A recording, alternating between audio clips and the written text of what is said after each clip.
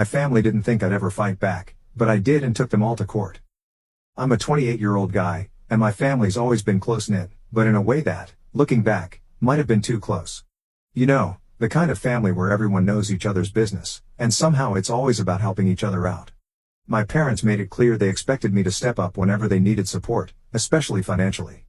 They'd frame it like I was their rock, the dependable one, and I didn't question it much, until recently. Now, my sister is the golden child. She's always been treated like she could do no wrong, and while I tried not to let it bother me, it did. She'd get into little messes, credit card debt, bad investments, and my parents would cover it up or excuse it. Meanwhile, whenever they needed help, I was the one they came to. I even helped pay off some of her previous debts, though it wasn't something I wanted to do. I figured it was just what families did. Things took a turn when I noticed my credit score had tanked, seemingly out of nowhere. I'd been careful with my finances, making sure I wasn't missing payments on anything. I was genuinely confused, so I dug into my credit report, trying to figure out what was going on.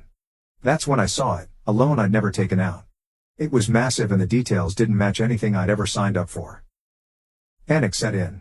I spent hours going over everything and eventually I realized someone had taken out the loan in my name. I pieced things together bit by bit, realizing that the only people who could have accessed the information needed to take out that loan were my parents. When I confronted them, they didn't deny it. They just sat there looking at me like I'd accused them of stealing a cookie or something. My dad even laughed, saying they did it for the family and that I should understand. According to him, they were helping my sister with some emergency expenses. And since they were all family, they didn't think it'd be a big deal. They were acting like they'd borrowed a few bucks for gas, not taken out a huge loan in my name. I tried explaining how badly this could mess things up for me, but they brushed it off saying they'd figure it out. They kept pushing this narrative that it was a loving gesture, helping my sister out. My anger kept growing, but they didn't seem to grasp the seriousness of what they'd done, or maybe they just didn't care.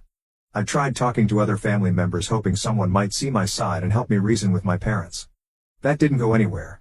Most of them sided with my parents, saying that family comes first and it wasn't that big of a deal. They kept repeating the same lines, almost like they'd all rehearsed it.